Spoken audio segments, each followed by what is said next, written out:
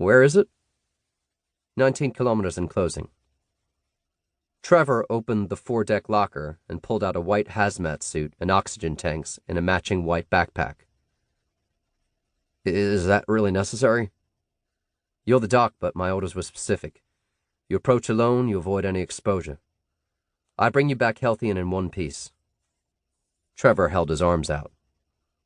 It's your call, but if I were you, I'd suit up. The heat rose steadily with the sun.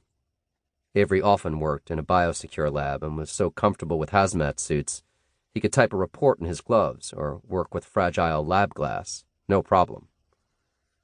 But struggling into the suit's stifling confines while on a drumming boat was different. The skipper had done this many times before, so he knew to start the battery-operated AC and open the oxygen bottle's intake valve before sealing Avery's collar and taping the gloves at the wrists. The helmet came last, and instantly Avery was comforted both by the cool wash and the polarized faceplate. By the time he was fitted and had inspected his equipment box one final time, the crew had lowered the dinghy into the water. The skipper performed a radio check, then Avery followed him along the lee railing back to the stern stairs, back to where the first mate had started the dinghy's outboard motor and stood ready to cast him off. Avery wanted to be brave. He wanted to be as calm about all this as the boat's crew, but beyond that small craft stretched a whole universe of unknowns.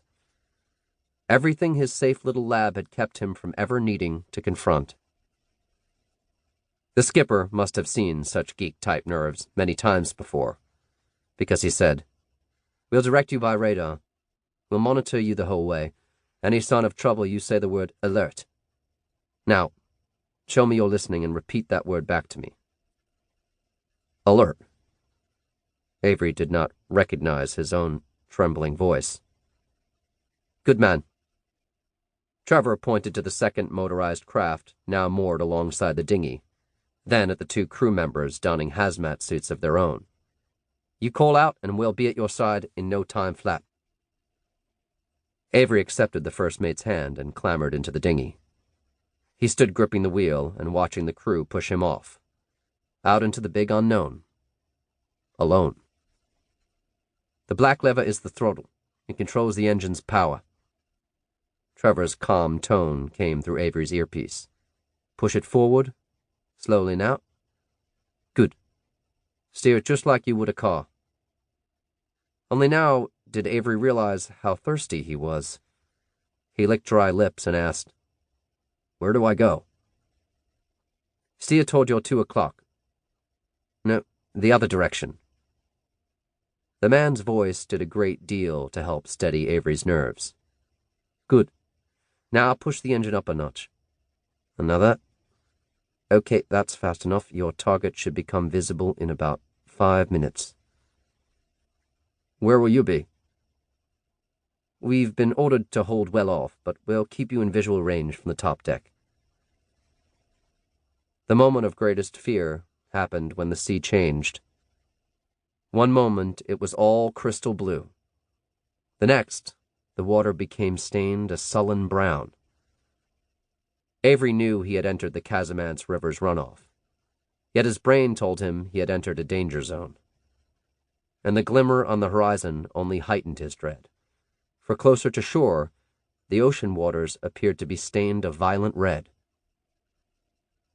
Avery tried to tell himself it was merely reflected sunlight, but his queasy gut said otherwise. Trevor said, Your target is 1,500 meters dead ahead. I see it.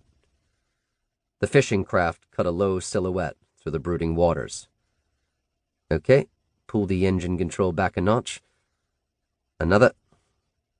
I have you clear in my binoculars. When you get close, swing the wheel to the left and slow further. That will plant you alongside. Wait, Avery said. Trevor's voice held tension for the very first time. What is it? Don't bring the ship any closer. Avery continued forward, then cut the engine when he was 10 meters away from the fishing boat's side. He could see the barnacles, the wormholes, the stained waterline.